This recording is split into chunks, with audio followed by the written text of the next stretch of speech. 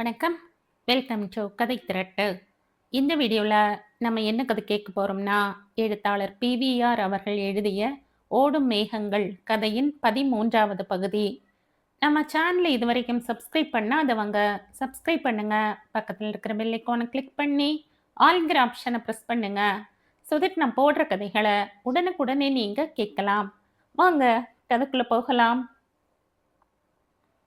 வக்கீல் கோதண்டராமன் வீட்டை அப்பு அடைந்தபோது மணி 2 இருக்கும். அப்பு வந்திருக்கிறான் என்று கத்தினான் அப்பு. அடுத்த நிமிஷம் வா வா என்ற கூக்குரல் உள்ளிருந்து கிளம்பியது. வக்கீல் சார், வக்கீல் சார். வக்கீல் சார் இல்லை அப்பு, கொஞ்சம் இரு, நானே வரேன். அசரீரி மாதிரி குரல் தான் கேட்கிறது. என்ன செய்து கொண்டிருக்கே? ட்ரெஸ் பண்ணிட்டு இருக்கேனா 1 மணி நேரம் பொறுத்து வருவான் அப்பு. தோ ஆகிவிட்டது. அடுத்த நிமிஷம் வசந்தா வந்தாள். வந்தவளை வைத்த கண் எடுக்காமல் பார்த்தான் அப்பு. தலை குனிந்த வசந்தா, ஏன் அப்படி பார்க்குற அப்பு என்று கேட்டாள். உன் அம்மா நீ சின்ன குழந்தையா இருக்கிற போது அப்பு கிட்டதான் உன்னை ஒப்படைப்பாள். உன் மூக்கை இந்த விரல்கள் எத்தனை தடவை சிந்தி விட்டிருக்கும் தெரியுமா? அதுக்காக நான் இன்னும் குழந்தையா? ஜலதோஷம் வந்தாலும் மூக்கை சிந்தி ஆகணும். கண்ணில நீர் வந்தாலும் மூக்கை சிந்தி ஆகணும். என்ன புதிர் போடுற அப்போ? முதல்ல உன் அப்பாவும் அம்மாவும் எங்கேன்னு சொல்லு. உன் தம்பியையும் தங்கையையும் வேற காணுமே. எல்லாரும் மேட்டுப்பாளையம் போயிருக்கிறார்கள். என்ன விசேஷம்? அத்தை பிள்ளைக்கு சீமந்தம். நீ ஏன் போகலை? எனக்கு பிடிக்கவில்லை. அது சரி, அபூர்வமா வந்திருக்கையே, என்ன விசேஷம்? உன் அலங்காரம் ரொம்ப பிரமாதமா இருக்கு வசந்தா. இந்த மாதிரி தலைக்கு கொண்டை போட்டுக்கொள்ள எங்க கத்துண்ட? கொண்டையில் பக்கவாட்டில் வெள்ளி மணிகள், சபாஷ். அடே அப்பா, என்ன அக்கறை அப்புவுக்கு என் பேர்ல? ஆச்சரியமா இருக்கு. அப்புவே ஆச்சரியத்தில் ஸ்தம்பித்து போய்விட்டான் உன்னை பார்த்ததும். கனகாம்பர கலர் கவுனை விடாமல் போட்டுக்கொண்டு சதா ஓடி திரியும் வசந்தாவா நீ இப்போ? பாவாடையும் தாவணியுமாக குனிஞ்ச தலை நிமிராம, யார்கிட்டையும் 2 வார்த்தை பேசாம உனக்குள்ளேயே ஒடுங்கிட்டு போன வசந்தாவா நீ? அப்பு ஆச்சரியத்துல ஸ்தம்பிக்கிறான். இப்படியெல்லாம் ஏன் பேசுற அப்பு? உன் கண்ணில இப்போ குதூகலம் தாண்டவம் ஆடுறது. மனசு திருப்தியா இருந்தா கண்ணில தெரியும். மனசு ஏமாந்து போகப்படாது. அப்புறம் கண்ணில நீர் தழும்பும். என்ன பயமுறுத்துற? அப்பு ஒரு கணம் வசந்தாவை பார்த்தான். அவள் அழகு இல்லைதான், ஆனால் உடம்பின் வளர்ச்சியும் பருவத்தின் திளைப்பும் அசாதாரண கவர்ச்சியை வீசின. வட்ட வடிவமான முகத்தில் குறுகிய நெற்றியும் பாந்தம் இல்லாத மூக்கும் சிறிதே தடித்த உதடுகளும் ஒருவித அருவருப்பை கூட உண்டாக்கின. ஆனால் அதே சமயத்தில் உடம்பின் மதமதப்பான சதையும் மார்பகத்தின் விம்மலும் அது இடையை நோக்கி குறுகும் அழகும் பார்ப்பவரின் கண்ணில் வெறியை ஊட்டின. அவள் புடவையை இழுத்து கட்டி கொண்டதே தன்னுடைய உடம்பின் வளைவுகளை காட்டத்தான் என்று நிதர்சனமாக தெரிந்தது. உருண்டு திரண்ட கை கால்களின் செழிப்பில் யவ்வனத்தின் திமிர் வெடித்தது. அப்பு மெதுவாக வசந்தா என்றான். என்றுமே அவனுடைய குரலில் உணர்ச்சியை உணர்ந்தறியாத வசந்தா அயர்ந்து போனாள். என்ன அப்பு? அப்புவை மன்னித்து விடு. ஏன், எதற்காக? உனக்கு மகாலிங்கம் கம்பெனியில் குமாஸ்தா வேலை வாங்கி கொடுத்ததே இந்த அப்புதான். அந்த நன்றியை நான் என்றும் மறக்க மாட்டேன். அதை இன்றைக்கு பறித்து கொண்டதும் இந்த அப்புதான். ஆமாம், உன் வேலை போய்விட்டது. இன்னைக்கு ஞாயிற்றுக்கிழமை. நேத்து கூட மிஸ்டர் ஸ்ரீதர் ஒரு வார்த்தை கூட சொல்லவில்லை. ஸ்ரீதருக்கே இனிமேல் தான் தெரியும். அப்பாடா என்று பெருமூச்செறிந்தாள் வசந்தா. ஏன் நிம்மதி மூச்சு விடுற? ஸ்ரீதர் நளினி இண்டஸ்ட்ரீஸில் இருக்கிற வரைக்கும் என் வேலைக்கு ஒரு ஆபத்தும் இல்லை. எனக்கு காரியதரிசியாக வேலை உயர்வு கிடைத்து 2 வாரம்தான் ஆகிறது. இதற்குள் 25 ரூபாய் சம்பள உயர்வு கொடுக்க வேண்டும் என்று அவர் சிபாரிசு செய்துவிட்டார். அதுவும் நான் வாய் திறந்து கேட்காமல். அதற்கு காரணம் என்ன தெரியுமா? ஸ்ரீதருடைய நல்ல குணம்தான். வசந்தா, இந்த நல்ல குணம்தானே கொண்டை மணிகள், கடிகாரம், விதவிதமான புடவைகள் எல்லாம் கொடுத்திருக்கிறது. பரிசுகள். அவருக்கு என்னை போலவே ஒன்று விட்ட தங்கை ஒருத்தி இருந்தாளாம். 16 வயதில் திடீரென்று விஷஜுரத்தில் இறந்து விட்டாளாம். என்னை பார்க்கும் போதெல்லாம் அவளுடைய நினைவு வருகிறதாம். என்னை அவர் மனம் மீண்டும் புனர்ஜென்மம் எடுத்த தங்கையாக சுவீகரித்துக் கொள்கிறதாம். அவர் ரொம்ப நல்லவர். இதெல்லாம் உன் அம்மா அப்பாவுக்கு தெரியுமா? தெரியாது, போனஸ் பணத்தில் வாங்கினதாக சொன்னேன். அப்புவிடம் மட்டும் ஏன் உண்மையை சொன்னேன்? பொய் சொன்னால் நீ உண்மையை கண்டுபிடித்து விடுவாய். ஸ்ரீதர் உன்னுடன் எப்படி பழகுகிறான்? அப்போ, நீ இதுவரையில் கேட்ட கேள்விகளை எல்லாம் நான் ஆட்சேபிக்கவில்லை. ஆனால் இந்த கேள்வியை நீ ஆட்சேபித்தால் அப்பு கவலைப்பட மாட்டான். உனக்கு வேலை வாங்கி கொடுத்ததே உன் அப்பாவின் கஷ்டத்தை போக்கத்தான். ஆனால் நீ கொஞ்ச நாளாக திசை தெரியாமல் அலைகிறாய். நீயே உன்னை இரையாக்கிக் கொள்கிறாய். ஜாக்கிரதை. என்ன சொல்கிறாய் நீ? ஸ்ரீதர் விஞ்ஞானி மட்டுமல்ல, சிறந்த நடிகனும் கூட என்னும் ஒரு அபிப்பிராயம் அப்புவின் காதில் விழுந்தது. அவன் பெரிய கற்பனையாளன் கூட என்று இப்போது தெரிகிறது. நான் என்ன செய்ய வேண்டும்? 24 மணி நேரம் அவகாசம் தருகிறான் அப்பு. அதற்குள் இந்த வாட்சு, கொண்டைமணி, புடவைகள் எல்லாத்தையும் கொடுத்தவன் முகத்திலேயே வீசி எறிய வேண்டும். வசந்தா மௌனமாக நின்றாள். அவள் வாயிலிருந்து பதில் வரும் வரைக்கும் தானும் பேச வேண்டாம் என்று அப்பு காத்திருந்தான். ஆனால் திடீரென்று மௌனத்தை கலைத்து கொண்டு ஒரு குரல் கேட்டது. வசந்த், ஹலோ வசந்த், நேரமாகிவிட்டது. மணி 3. படம் ஆரம்பிக்க 10 நிமிஷம்தான் இருக்கு. வசந்தா செய்வதறியாமல் நின்றாள். அப்போ கலகலவென்று சிரித்தான். உள்ளே காலை வைத்த ஸ்ரீதரால் திரும்பி ஓடவும் முடியவில்லை. அங்கேயே நிற்கவும் இயலவில்லை. நிலைமையை சமாளிக்க ஒரு அசட்டு தைரியத்தை வரவழைத்து கொண்டு, ஸ்ரீதர், ஓ, மாடன் நாரதரா என்றான். அவனுடைய ஏளன சிரிப்பை பொருட்படுத்தாமல் அப்போ, ஆமாம், மாடன் நாரதரே தான். உன் ஒன்றுவிட்ட தங்கை ஒருத்தி இந்த பூவுலகில் அவதாரம் செய்த கதையையும் 16 வயது குமரியாக அவள் விஷஜுரத்தின் உருவில் வந்த விதிக்கு பலியான காவியத்தையும் கேட்க வந்த நாரதர் என்றான்.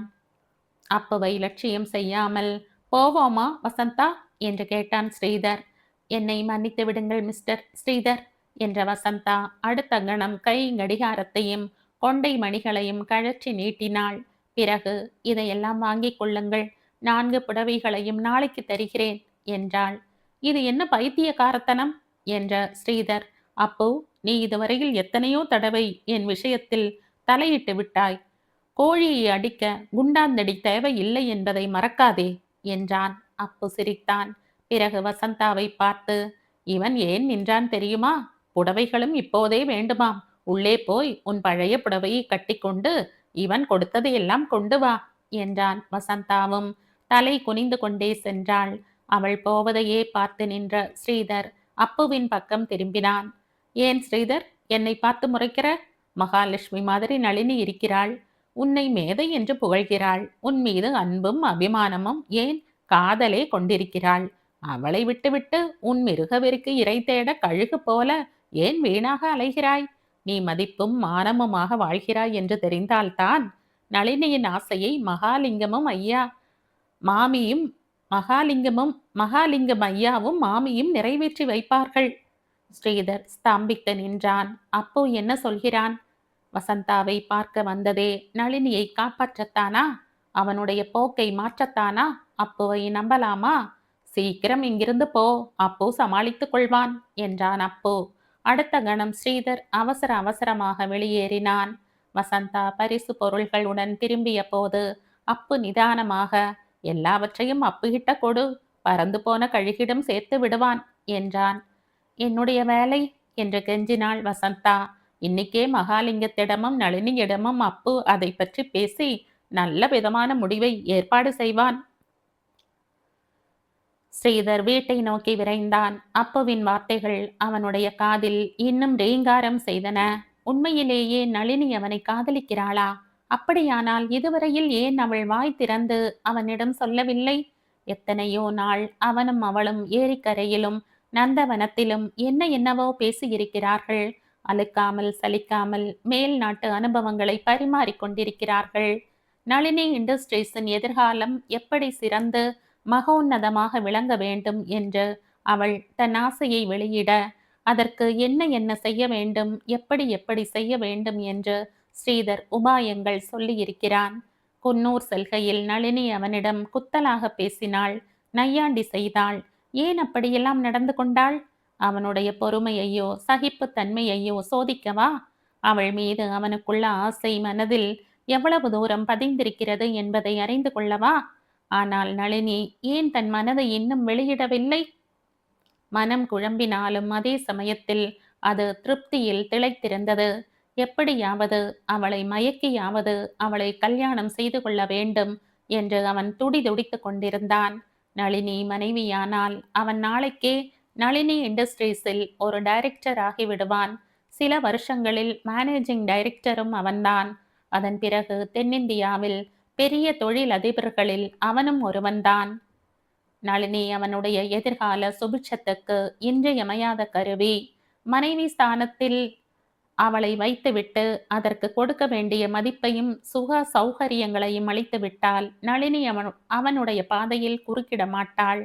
நாள் செல்ல செல்ல இரண்டொரு குழந்தைகளுக்கு அவள் தாயாகிவிட்டால் கம்பெனி பொறுப்புகளிலிருந்தும் அவளை மெதுவாக கழற்றி விடலாம். அதன் பின் நளினி இண்டஸ்ட்ரீஸ் அவனுடைய சாம்ராஜ்யம்தான். பணத்தால் மன இன்பமும் திருப்தியும் கிடைக்கிறதோ இல்லையோ, கண்டிப்பாக கஷ்டம் இல்லாத வாழ்வு கிடைக்கும்.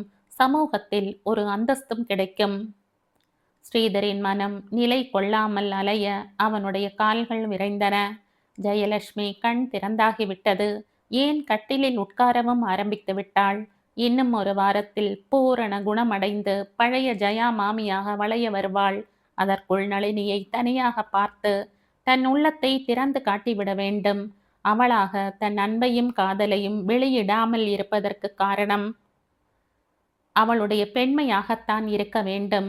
அவள் இல்லாவிட்டால் தன் வாழ்வு வறண்ட பாலைவனமாகிவிடும் என்று அவன் வாய் திறந்து இறைஞ்சினால் போதும், நளினியும் தன் மனதை வெளியிட்டு விடுவாள்.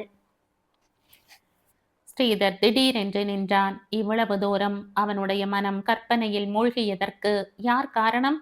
அப்புவின் வார்த்தைகள்தாம். இந்த அப்புவை நம்பலாமா?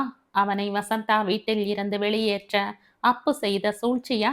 இல்லை உண்மையிலேயே நளினி மீதுள்ள அக்கறையில் அப்பு ஒரு உண்மையை வெளியிட்டானா? ஊட்டிக்கு வந்ததிலிருந்தே அப்புவும் கண்ணனும் அவனுக்கு விரோதிகளாகப்பட்டார்கள். இருவருடைய நற்குணங்களை அவன் அறிந்திருந்தாலும் அவனை பொறுத்தமட்டில் இருவரும் எதிர் திசைகளில் நின்றார்கள். கண்ணன் மனதில் பட்டதை ஒழிக்காமல் மறைக்காமல் முகத்தில் அடிப்பது போல சொல்கிறவன். ஆனால் அப்பு எதை யாரிடம் எப்படி பேச வேண்டும் என்று பூரணமாக தெரிந்து கொண்டிருப்பவன். சாதுரியம் அவனுடைய இரத்தத்தில் ஊறியிருக்கிறது. பிறரை பற்றி தன் அபிப்பிராயங்களை வெளியிடுவதில் அவனுக்கு இணையவன்தான். அப்புவின் வாய் ஜாலத்துக்கு மயங்காதவர் யாரும் இல்லை. அவனும் மற்றவர்களைப் போல அன்று மயங்கிவிட்டானா? அல்லது அவன் சொன்னதெல்லாம் உண்மைதானா? வீட்டை அடைந்த போது அவனுக்கு ஒரு ஆச்சரியம் காத்திருந்தது. நாதன் ஹாலில் உட்கார்ந்திருந்தார். ஹலோ, நீங்களா என்று ஸ்ரீதர் வரவேற்றாலும் உள்ளூர இவர் ஏன் வந்திருக்கிறார் என்று அழுத்து கொண்டான். உன்னை பார்த்து ரொம்ப நாட்களாகிவிட்டது போல் இருந்தது, பார்க்கலாம்னு வந்தேன் என்றார் நாதன். உங்கள் உடம்புக்கு ஒன்றுமில்லையே? உடம்பு சரியாகத்தான் இருக்கிறது, மனசுதான் என்று ஆரம்பித்தார் நாதன். உங்க மனசு வேதனைப்பட ஒரு காரணமும் இருப்பதாக தெரியவில்லை. கை நிறைய சொத்து இருக்கு, பெரிய பங்களா, பெரிய ஆபீசராக வேலை பார்க்கும் ஒரு பிள்ளை. ராதிகாவை கல்யாணம் செய்து கொடுத்து விட்டால் வாழ்க்கையில் ஒரு சிக்கலும் இருக்காது. அது விஷயமாகத்தான் கொஞ்ச நாளாக மனசு ரொம்ப குழம்பிக் கொண்டிருக்கிறது. நேத்துத்தான் ஒரு மாதிரியா ஒரு முடிவுக்கு வந்தேன். அப்படியா? ரொம்ப சந்தோஷம். உன் தகப்பனாருக்கு நேத்து லெட்டர் போட்டேன். ஆனா என் மனசு ரொம்ப அவசரப்பட்டது. இன்னைக்கு டெலிஃபோனில் பேசினேன். என்ன? நான் வரட்டுமான்னு கேட்டேன். அவரே பிளேனில் புறப்பட்டு வருவதாக சொன்னார். உன்னையும் பார்க்கணுமாம். நாளைக்கு சாயந்தரம் அவர் இங்கே வருவார். நீயும் அவர் வருகிற வேளைக்கே என் வீட்டுக்கு வந்துவிடு. ஸ்ரீதர் ஒரு கணம் அலைத்து நின்றான். பிறகு, என்னிடம் ஒரு வார்த்தை கேட்காமலே நீங்கள் எல்லா காரியங்களையும் ஏற்பாடு செய்து விட்டீர்கள் என்றான். நீ நல்ல பிள்ளை என்று எனக்கு தெரியும். ராதிகாவும் நாளைக்கு மத்தியானம் திரும்பி வருகிறாள். திடீரென்று எதையோ நினைத்து கொண்டவனைப் போல ஸ்ரீதர், நீங்கள் ராதிகாவை கண்ணனுடன் அனுப்பியிருக்கிறீர்கள் என்றான். ஆமாம், உடன் பாலம்மாவும் அப்புவும் சென்றார்கள். அப்பு மட்டும் திரும்பி விட்டான். வயது வந்த பெண்ணை அவனுடன் ஸ்ரீதரால் மேலே பேச முடியவில்லை. நீ கண்ணனை தப்பாக எடை போடுகிறாய். அவன் 10.5 மாத்து தங்கம். ஸ்ரீதர் சிரித்தான். அந்த சிரிப்பின் நையாண்டியை உணர்ந்த நாதன், நீ ஏளனமாக சிரிக்க வேண்டிய அவசியம் இருப்பதாக எனக்கு தோன்றவில்லை என்றார். ஒரு 10.5 மாத்து தங்கம் கையில் இருக்கிற போது 14 கேரட் கூட இல்லாத என் மீது உங்களுடைய கடாட்சம் விழுவானேன்? நம்மிடம் யாரும் இது மாதிரி இந்த ரீதியில் பேசி அறியாத நாதன் ஒரு கணம் துவண்டு போனார். இருப்பினும் அவர் சாவதானமாக, இதற்கு காரணம் என்ன என்று உனக்கு புரியவில்லையானால் அது என் தப்பு அல்ல என்றார். பிறகு தொடர்ந்து, உன் அப்பா வரட்டும், எல்லாம் பேசிக்கொள்ளலாம் என்றார். என்னை நீங்கள் மன்னிக்க வேண்டும். தற்போது கல்யாணம் செய்து கொள்ளும்படியான நிலையில் நான் இல்லை. மகாலிங்கம் என்னிடம் என்னவெல்லாமோ எதிர்பார்க்கிறார். நளினி இண்டஸ்ட்ரீஸின் எதிர்காலம் என் கையில் இருப்பதாக அவர் நம்புகிறார்.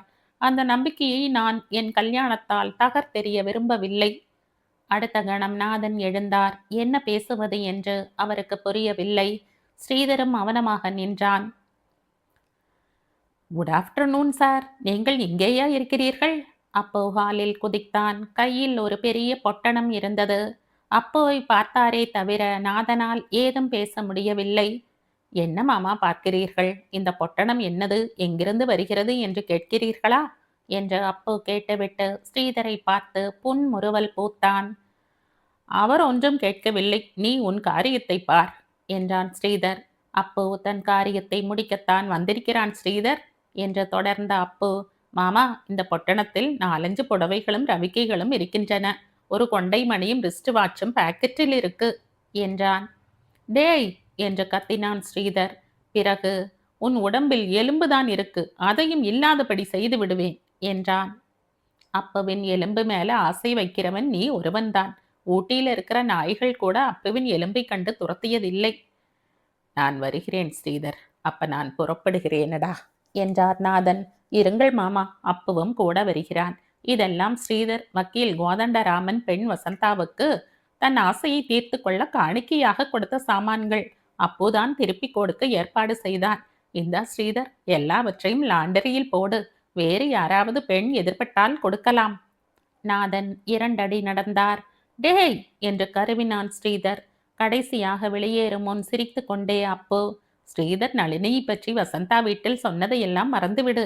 உன்னை தன் கம்பெனியில் வேலை செய்யும் என்ஜினியராகத்தான் அவள் மதிக்கிறாள். அப்பு சொன்னதை ஆதாரமாக வைத்து கொண்டு ஏதாவது தத்து பித்துன்னு அவளிடம் உளறி வைக்காதே, பளார்னு கன்னத்துல விழும் என்றான். அடுத்த கணம் அப்பு நாதனை பிடிக்க ஓடினான். ஸ்ரீதருக்கு தலை சுற்றியது.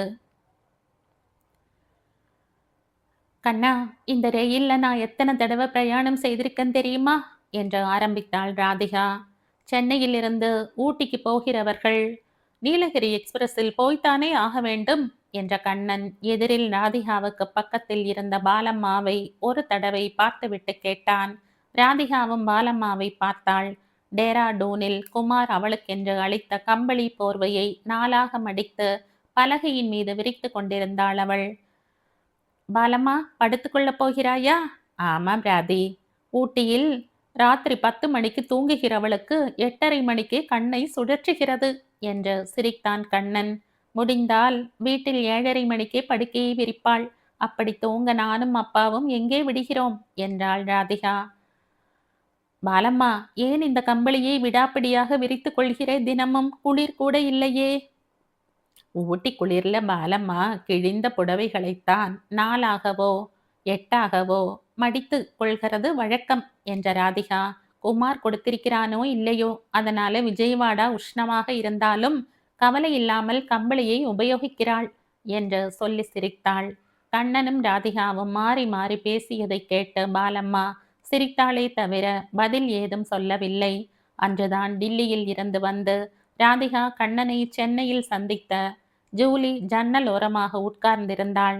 பாலம்மா பதில் சொல்ல தெரியாமல் தவிக்கிறாள் என்று அவள் எண்ணினாள். பாலம்மா, நீ உன் பாட்டுக்கு தூங்கு, அவர்கள் கிடக்கிறார்கள் என்றாள். பார்த்தாயா கண்ணா, ஜூலியை? பாலம்மாவை சொல்ற போது அவளுக்கு சுரீர் என்கிறது. ஜூலி, பாலம்மா உன் அத்தையா பாட்டியா இல்லை மாமியா என்றாள் ராதிகா. ஜூலி சிரித்தாள். எல்லாம் தான், இன்னும் 30-40 வருஷத்துல நீயும் நானும் இந்த பாலம்மாவை போல ஆகிவிடுவோம். நமக்கு யார் கம்பளி போர்வை பரிசாக கொடுக்க போகிறார்களோ அந்த கவலை உனக்கு வேண்டாம் ஜூலி.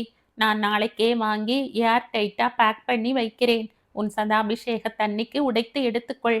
கண்ணா, ஜூலி தன் சதாபிஷேகத்தின் போது எப்படி இருப்பாள்? ஜூலி வாய்விட்டு சிரிக்க, கண்ணன் கண்ணன் இப்ப எப்படி இருக்காளோ அப்படியேதான் என்றான். இப்போதே அவளை கிழவியாக்கி விட்டாயே என்று கெக்கலித்தாள் ராதிகா. ம்ஹும், நான் உருவத்தை பற்றி சொல்லல, மனசை பற்றி சொன்னேன். ஜூலியின் மனசும் அப்புவின் மனசும் ஒரே மாதிரி, கிழட்டுத்தனமே கிடையாது. அப்படியானால் எனக்கு ஒரு யோசனை தோன்றது. ஏன் அப்புவுக்கும் ஜூலிக்கும் கல்யாணத்தை நடத்தக்கூடாது? அப்பு அப்பர்சான்னு பேர் மாத்திக்கட்டும். இல்லாது போனால் ஜூலியை ஜூலா தேவியாக்கி விடலாம். எனக்கும் அப்புவுக்கும் நல்ல பொருத்தம்தான். நாளைக்கு கல்யாணமாகி எங்களுக்கு ஒரு குழந்தை பிறந்தால் அப்பு குழந்தையை தூக்கிக் கொள்வான், நான் அப்புவை தூக்கிக் கொள்வேன். ரயில் பெட்டியே கலீர் என்று சிரித்தது. பாலம்மா தன்னுடைய 4.5 அடியை 2.5 அடியாக்கி சுருக்கி மடக்கி கொண்டவள் எழுந்து உட்கார்ந்து சிரித்தாள். பிறகு அவர்களுக்கு ஆகிறதோ இல்லையோ, உனக்கும் கண்ணனுக்கும் இன்னும் கொஞ்ச நாள்ல கல்யாணம் நடந்துவிடப் போகிறது. பாவம் கண்ணன் தான் நன்னா மாட்டிக்க போறான் என்றாள். மிஸ்டர் நாதன் தான் வில்லனாக இருக்கிறாரே என்றாள் ஜூலி. வில்லனாவது கில்லனாவது, மாடு இழைச்சாலும் கொம்பு இழைக்கலைனாலும் நானும் இத்தனை நாள் அவரை பத்தி நினைச்சுண்டிருந்தேன். ஆனால் குமார் கல்யாணம் ஒரு தடையும் இல்லாம நடந்ததை பார்த்தப்பறம் நாதன் பல்லு போன சிங்கம் ஆயிட்டார்னு தோணிடுத்து. என் அப்பா கிட்ட வேலை பார்க்குற நீ என் அப்பாவையே என்று இழுத்தாள் ராதிகா. உன் அம்மா கல்யாணமாகி உன் அப்பா வீட்டுக்கு வந்த நாள்ல இருந்து நானும் உங்க வீட்டில இருந்து வருகிறேன். சம்பளம் வாங்கினாலும் அத்தைக்கோ சித்திக்கோ இருக்கிற உரிமை எனக்கும் இருக்கு. பாலே பாலே, பாலம்மா கூட உரிமையை பத்தி பேசுகிறாள் பார். நமது நாடு எவ்வளவு தூரம் முன்னேறி இருக்கிறது என்றான் கண்ணன். பாலம்மா, உனக்கு மிஸ்டர் நாதனை தெரியாது. குமார் பிள்ளை பெரிய வேலையில் இருக்கிறான். பிள்ளையை அடக்க முடியாதுன்னு விலகி நின்னுட்டார். ராதிகா அப்படி இல்லை. அவருக்கு உள்ளூர கண்ணன் மேல்தான் கண். இது எனக்கு ஒருத்திக்குத்தான் தெரியும். எப்படி என்று கேட்டாள் ஜூலி. கண்ணனும் ராதிகாவும் ஒருவரை ஒருவர் பார்த்து கொண்டார்கள். நீ எப்படி தெரியும்னு கேட்டா எனக்கு சொல்ல தெரியாது. அவ தவிச்சு தவிச்சு புழுங்கி போகிறதை நான் தினம் தினம் பார்க்கிறேன். சாப்பிட உட்கார்ந்தால் கை சாதத்துல விளையாடுறதே தவிர எதையும் ருசிச்சு சாப்பிட துடிக்கிறதில்லை. சில சில சமயங்களில் தனக்கு தாமே பேசிக் கொள்கிறார். இதனால் ராதிகா கண்ணன் கல்யாணம் நடக்கும்னு சொல்லிவிட முடியுமா? முடியும்னு நான் சொன்னனா? அவருடைய போக்கு எப்படி எப்படியெல்லாம் மாறிண்டு வர்றது என்கிறதை நான் என்னுடைய தினசரி வேலையினூடே கவனிச்சுண்டு வரேன். நாதன் ஒரு ருத்ரமூர்த்தி. நான் அசைந்தால் நாடு அசையும்னு குதிக்கிறவர். அந்த காலத்தில் கற்பகம் அவரிடம் காஃபி கொண்டு போவதற்கும் நடுங்குவாள். அவர் ஏதாவது ஒரு கேள்வியை எதிர்பாராத விதமாக கேட்டால் வேர்த்து வெலவெலத்து போய் விடுவாள். ஏன் கண்ணனுக்கே தெரியுமே நாதனுடைய கண்டிப்பும் கராரும். அனுபவிச்சிருக்கான் என்ற ஜூலி. அப்புறம் விஷயத்துக்கு வராம எங்கெங்கோ ஓடுற நீ என்றாள். அப்பேற்பட்ட நாதன் இப்போ சாந்தமூர்த்தியா இருக்கார். இனிமேல் நம் கோபத்தை யாரும் மதிக்க மாட்டார்கள்னு அவருக்கே தோண ஆரம்பிச்சு விட்டது. என்னதான் பெண் தம் மேல ஆசை வச்சிருந்தாலும் தன்னுடைய வாழ்க்கை என்று வருகிற போது தூக்கி எறிந்து போய்விடுவாள் என்ற பயம் உண்டாகிவிட்டது. இதெல்லாம் உன் கற்பனை பாலம்மா என்றாள் ராதிகா. கற்பனைனா கற்பனையாகவே இருக்கட்டும். நாம் எல்லாம் டேராடூனுக்கு புறப்படுறதுக்கு முன்னாடி அவர் என்கிட்ட தனியா என்ன சொன்னார் தெரியுமா? என்ன என்ன என்ற தலையை பாலம்மா பக்கம் திருப்பினாள் ராதிகா. கண்ணனும் ஆர்வமாக காத்திருந்தான். அவர் சொன்னார், கண்ணன் கிட்ட, கண்ணா நீ போக வேண்டாம்டா என்று சொன்னால் சரி மாமா என்று அவன் ஒதுங்கி விடுவான். ஆனால் என் பெண் அப்படி இல்லை, போய்தான் தீருவேன்னு ஒத்தை காலில் நிற்பாள். நீதான் 2 பேரையும் 2 குழந்தைகள் மாதிரி காப்பாற்றணும். வெரி குட் வெரி குட் என்றாள் ஜூலி. ராதிகாவின் மனசை நன்னா புரிஞ்சுருக்கிற நாதன் மனசுல கொஞ்ச நாளா ஒரு யுத்தம் நடந்து கொண்டிருக்கு. அதுக்கும் கூடிய சீக்கிரத்தில் ஒரு முடிவு வந்துவிடும் சொன்ன பாலம்மா மீண்டும் உடம்பை குறுக்கி வளைத்து படுத்து கொண்டாள். ஜூலி மேற்பலகையில் ஏறி படித்து கொண்டாள். கண்ணனும் ராதிகாவும் அரக்கோணம் சந்திப்புக்காக காத்து கொண்டிருந்தார்கள். மேட்டுப்பாளையத்தை ரயில் அடைந்ததும் அப்புவை தேடிக்கொண்டு சென்றான் கண்ணன். எதிர்பார்த்தபடி அப்பு வந்திருந்தான். டேய், இங்க எங்கடா தேடுகிறாய்? நாங்கள் எல்லோரும் 2வது வகுப்பில் வந்திருக்கிறோம். ராதிகாவும் பாலம்மாவும் ஜூலியும். கண்ணன் முடிக்கவில்லை. இந்த அப்பு உங்களை வரவேற்க மேட்டுப்பாளையம் வரவில்லை. அப்புவின் கண்கள் முதல் வகுப்பு பெட்டி ஒன்றை துழாவின. என்னடா உளர்ற? உளறல் இல்லை, ஒரு வெரி இம்பார்ட்டன்ட் பர்சனுக்காக வந்திருக்கிறான் அப்பு, அதுவும் நாதன் அனுப்பி. நாங்கள் இன்னைக்கு வரப்போவது உனக்கு தெரியுமே என்ற கண்ணன். யார் அவர் என்று கேட்டான். நீங்கள் வருவது தெரியும், நீ எல்லாரையும் அழைச்சுண்டு ஊட்டி போய் சேர், எல்லா விஷயங்களும் தெரியும் மெதுவாக சொன்னவன் யாரையோ கண்டுபிடித்து விட்டவனைப் போல கண்ணனை லட்சியம் செய்யாமல் முதல் வகுப்பு பெட்டி அருகில் ஓடிப்போனான். வேஷ்டியும் ஜிப்பாவுமாக ஒருவர் சிறு கை பெட்டியுடன் நிற்க போர்ட்டர் அவருடைய மற்ற பொருள்களை இறக்கிக் கொண்டிருந்தான். அவரை எங்கேயோ பார்த்த ஞாபகம் கண்ணனுக்கு உண்டாயிற்று. ஆனால் யார், என்ன பெயர் என்று ஒன்றும் புரியவில்லை. பரந்த முகம், கெட்டியான கண்ணாடி, தலையில் பெயருக்கு கூட ரோமம் இல்லாதபடி அசாதாரணமான வழுக்கை, புருவங்களின் அடர்த்தியில் அங்கங்கே நரை. அவர் அருகில் அப்பு போய் நின்றான். திடீரென்று ராதிகா, பாலம்மா ஞாபகம் வரவே அப்புவையும் அவரையும் விட்டு கண்ணன் திரும்பி விரைந்தான். இதற்குள் அவர்களே அவனை நோக்கி வந்து கொண்டிருந்தார்கள். ராதி, அப்பு வந்திருக்கிறான், ஆனால் நம்மை சந்திக்க அல்ல. தோ பார், 2 பேரும் நடந்து போகிறார்கள் என்று ஆரம்பித்தான். யார் அவர்? அதுதான் தெரியவில்லை, ஆனால் எங்கேயோ பார்த்த மாதிரி இருக்கிறது. பாலம்மாவால் விரைவாக நடக்க முடியாததனால் எல்லோரும் மெதுவாகவே நடந்தார்கள். ஸ்டேஷனை விட்டு வெளியே வந்ததும் கண்ணனும் ராதிகாவும் ஆச்சரியமடைந்தார்கள். நாதனுடைய கார் நிற்க அதன் பின்னால் நளினி இண்டஸ்ட்ரீஸ் ஜீப்பும் நின்று கொண்டிருந்தது. அப்போ கார் அருகில் நின்று கொண்டிருந்தான். கண்ணா, நீயும் ஜூலியும் ராதிகாவும் ஜீப்பில் வாருங்கள், நான் பாலம்மாவை காரில் ஏற்றிக்கொண்டு போகிறேன். பாலம்மா ஏறிட்டு பார்த்தாள். அடுத்த கணம், ராதி, அது யாருன்னு உனக்கு தெரிகிறதா என்று கேட்டாள். ம் என்று தலையை ஆட்டினாள் ராதிகா. அவர்தான் பரசுராமன், ஸ்ரீதருடைய அப்பா. ஒரு நிமிஷம் தலை சுற்றியது ராதிகாவுக்கு. கண்ணா என்ற நா அவளையும் அறியாமல் அழைத்தது. கண்ணன் ராதிகாவின் பக்கம் திரும்பினான். அவர்தான் ஸ்ரீதருடைய அப்பாவாம், பாலம்மா சொன்னாள். தன்னுடைய ஞாபகத்திலிருந்து நழுவி போனது மீண்டும் நினைவுக்கு வரவே கண்ணன் ஒரு கணம் ஸ்தம்பித்து போனான். ஆமாம் ஆமாம், நான் சின்ன பையனாக இருந்தபோது பார்த்தது. அப்போ தலை நிறைய மயிர் இருந்தது, பேண்ட்டும் கோட்டும் போட்டு கொண்டிருந்தார். ஆமாம், அவர் எதற்காக வருகிறார்? உன் அப்பா காரில் ஏறுகிறார், கார் உனக்காகத்தான் வந்திருக்கிறது என்றல்லவா நான் நினைச்சேன் என்றான். ஏண்டா கண்ணா, இன்னும் பேசிக்கொண்டே நிக்கிற, சரசரன்னு ஏறி கிளம்பு, பின்னால நாங்க வரோம் என்றான் அப்பு. பின்னாலே வருகிறோம் என்று அப்பு சொன்னாலும் கார் என்னவோ முதலில் கிளம்பி வேகமாக செல்ல ஆரம்பித்தது. தம் பிள்ளை ஸ்ரீதரை பார்க்கத்தான் பரசுராமன் ஊட்டிக்கு வருகிறார் என்று கண்ணன் மனதை திடப்படுத்தி கொண்டாலும் அவர் ஏன் நாதனுடைய காரில் செல்ல வேண்டும் என்ற கேள்வி மனதை அரித்தது. நாதன் தம் பெண்ணுக்காக காரை அனுப்பியிருந்தால் அப்பு ஏன் பாலம்மாவை மட்டும் அதில் ஏற்றிக்கொண்டு இடம் இன்னும் இருந்தும் ராதிகாவை அவனுடன் ஜீப்பில் வர சொல்ல வேண்டும்? ஒருவேளை நளினி இண்டஸ்ட்ரீஸ் ஜீப்பை ஸ்ரீதர் ஏற்பாடு செய்து தகப்பனாருக்காக அனுப்பியிருப்பான். அப்போ நடுவில் குறுக்கிட்டு ஏதோ நாடகம் ஆடுகிறான். கண்ணனுடைய மனதில் இன்னொரு கேள்வியும் உதித்தது.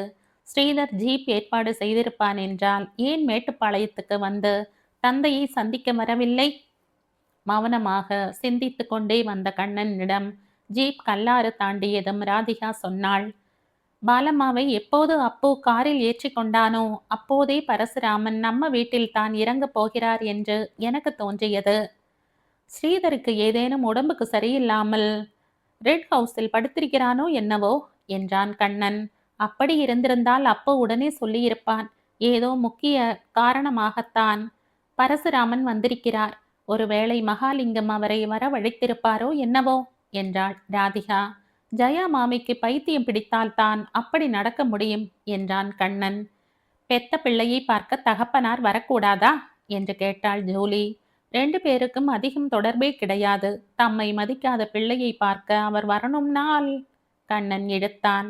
ராதிகா தொடர்ந்து, அப்போ என் அப்பாவுக்குத்தான் பைத்தியம் பிடித்திருக்க வேண்டும், அவரே வரவழைத்திருப்பார் என்றாள். காரில் பின் இருக்கையில் ஒரு ஓரத்தில் பாலம்மா ஒடுங்கி இருக்க அவளுக்கு பக்கத்தில் அப்பு அட்டகாசமாக உட்கார்ந்திருந்தான். இன்னொரு ஓரத்தில் பரசுராமன் அமர்ந்திருந்தார். கார் பவானி பாலத்தை தாண்டியதும் அப்பு மெதுவாக ஆரம்பித்தான். நாதன் மேட்டுப்பாளையத்துக்கு வந்து உங்களை எதிர்கொண்டு அழைக்க வேணும்னு இருந்தார். இதை நான் நம்ப மாட்டேன். நாதன் தம் ஜென்மத்தில் யாரையும் எதிர்கொண்டு அழைப்பவர் அல்ல என்றார் பரசுராமன். பிறகு தொடர்ந்து, உன் பெயர் அப்பு என்கிறாயே, நீ எங்கே வேலை பார்க்கிறாய் என்று கேட்டார். அப்புவுக்கு ஒரு வேலையும் இல்லை, ஆனால் எல்லா வேலைகளும் அவனுக்கு உண்டு. அது கிடக்கட்டும் சார், நாதனை பத்தி இப்படி பேசியது வேறு யாராக இருந்தாலும் அப்பு எதிர்வாதம் செய்வான். ஆனால் உங்களிடம், அதுவும் டில்லியில் பெரிய உத்தியோகம் பார்த்தவரிடம் அப்பு எப்படி பேச முடியும்? அப்போ பேசாம வா என்றார் பரசுராமன். அப்பு சிரித்தான். வெட்டு ஒன்று துண்டு இரண்டாக பேசும் பரசுராமனிடம் புது வித்தையைத்தான் கையாள வேண்டும் என்று தோன்றியது. நீங்கள் அழகாக பேசுகிறீர்கள், வழவழா குழவழா கிடையாது. எனக்கு முகஸ்துதி பிடிக்காது. இருக்கிறதை சொல்வது முகஸ்துதி இல்லை சார் என்ற அப்பு தொடர்ந்து, உங்கள் மனசு சரியாக இல்லை என்பது உங்கள் முக பாவனையில் இருந்தும் பேச்சிலிருந்தும் நன்றாக தெரிகிறது. இருக்கட்டும், ஸ்ரீதர் ஸ்டேஷனுக்கு வரவில்லை என்ற ஆதங்கம்தானே? அவனை பற்றி என்னிடம் பேசாதே. நாதனுக்கு ஸ்ரீதர் என்றால் உயிர். இல்லாவிட்டால் தம் ஒரே பெண்ணை அவனுக்கு. பரசுராமன் இடைமறித்தார். நாதனுக்கு மூளை கிடையாது. சார் சார், இல்லாவிட்டால் ஸ்ரீதருக்கு பெண்ணை கொடுக்க முன் வருவாரா? என்ன சார் நீங்களே இப்படி சொல்கிறீர்கள்? ஏனென்றால் என் பிள்ளையை பற்றி எனக்கு நன்றாக தெரியும். அப்போ ஒரு கணம் மௌனமானான். பிறகு மெதுவாக, சார் ஒன்று கேட்டால் கோபித்துக் கொள்ள மாட்டீர்களே என்று இழுத்தான். முதலில் கேளு, அப்புறம் பலனை அனுபவி. ஸ்ரீதருக்கு பெண்ணை கொடுக்க முன்வரும் நாதன் முட்டாள் என்றால் சம்மந்தி ஸ்தானத்தை ஏற்றுக்கொள்ள நீங்கள் முன் வந்திருப்பது ஏன்? அதற்காகத்தான் வந்திருக்கிறேன் என்று உனக்கு யார் சொன்னது? கல்லாறு தாண்டி கார் பரணியாற்றை நோக்கி விரைந்து கொண்டிருந்தது. ஜில் என்று வீசிய காற்றில் அப்பு தன்னை ஒரு கணம் மறந்தான். அப்போ வாயடைத்து போய் விட்டதாக நினைத்த பரசுராமனே தொடர்ந்தார். நாதன் அவசர தந்தியும் கொடுத்து டெலிபோனிலும் பேசினார். அவர் பேசினதை கேட்டபோது அடுத்து வருகிற சனிக்கிழமை செவ்வாய்க்கிழமையானாலும் பரவாயில்லை என்று முகூர்த்தத்தை வைத்துக் கொள்வார் போல் இருந்தது. அதனால்தான் ஓடோடி வந்தேன். குமார் இப்படி ஒரு கல்யாணத்தை பண்ணி கொண்டதுதான் அவரை கிளப்பி விட்டிருக்கிறது. எங்கே பெண்ணும்? அப்போ மேலே தொடரவில்லை. நாதன் அவசரப்பட்டால் எனக்கு என்ன? அந்த பெண் ஸ்ரீதருடன் பழகுகிறாளா? ஸ்ரீதர் தான் வந்த புதுசில் நெருங்கி பழக முயன்றான். அப்புறம் அப்புறம் என்ன? தன் முதலாளி பெண்ணுடன் பழக ஆரம்பித்திருக்கிறான். என் பிள்ளை பிள்ளைதான் என்ற பரசுராமன், பள்ளிக்கூட நாட்களிலேயே சமயத்துக்கு தக்கபடி சிநேகிதர்களை மாற்றுகிற வழக்கம் உண்டு அவனுக்கு என்றார். அப்பு சிரித்தான். தன் சிரிப்பால் அவர் முகம் மலரட்டுமே என்று. ஆனால் பரசுராமனுடைய முகம் மலரவில்லை. மாறாக அதை பின்னும் கடுமையாக்கி கொண்டார். நாதனுடைய பெண் ஸ்ரீதரிடம் பழகவில்லை என்றா சொல்கிறாய்? ராதிகா கண்ணனுடன் தான் பழகுகிறாள். யார் அது கண்ணன்? ஓ, கண்ணனை தெரியாதா? நாதனுடைய தங்கை பிள்ளை. நளினி இண்டஸ்ட்ரீஸில் நிர்வாக மேனேஜராக இருக்கிறான். தங்கை பிள்ளை என்றால் சீதாவின் பிள்ளைதான். அந்த காலத்தில் ஒரு பூகம்பத்தை கிளப்பினாளே அவளா என்ற பரசுராமன். அவள் தங்கமானவளாச்சே.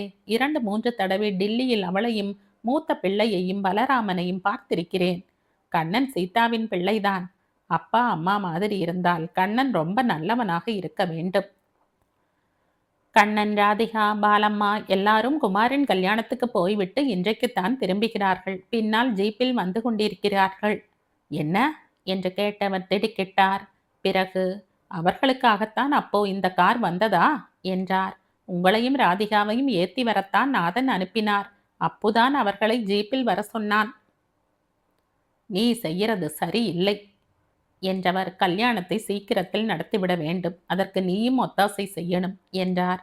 நீங்கள் என்ன சொல்கிறீர்கள்? முட்டாள் நாதனை சம்மந்தியாக ஏற்றுக்கொள்ளப் போகிறீர்களா? இப்போ நீதான் முட்டாள் மாதிரி பேசுகிறாய். நான் கண்ணன் ராதிகா கல்யாணத்தை பற்றி பேசுகிறேன். அதுக்கு நாதன் ஒப்புக்கொள்ள மாட்டார். அவரை ஒப்புக்கொள்ள வைக்க வேண்டும். அவர் கண் ஸ்ரீதர் மீது விழுந்திருக்கு. அவருடைய பார்வை பாழுங்கிணற்றில் விழுந்திருக்கு. நீங்கள் பேசுகிறதை பார்த்தால் நாதனுடைய ஏற்பாட்டை முறியடிக்க வந்திருக்கிறவர் மாதிரி அல்லவா தோணுகிறது. இதை புரிந்து கொள்ள உனக்கு இத்தனை நேரமாகிவிட்டது என்றார் பரசுராமன். பிறகு, நான் ஊட்டிக்கு வந்து எத்தனையோ வருஷங்கள் ஆகின்றன. நல்ல ஹோட்டலில் எனக்கு அறை வேணும் என்றார். ஹோட்டலில் அறையா என்று கேட்ட அப்பு ஆச்சரியத்தை பிரதிபலிக்காமலே, பெத்த பிள்ளை இருக்கிறான், உறவுக்காரர் நாதன் இருக்கிறார். அறை எதற்கு என்றான். முடியுமானால் பார்த்து கொடு, இல்லாவிட்டால் நானே தேடி பிடித்துக் கொள்கிறேன். இந்த கதையின் தொடர்ச்சியை அடுத்த பதிவில் கேட்கலாம். நன்றி.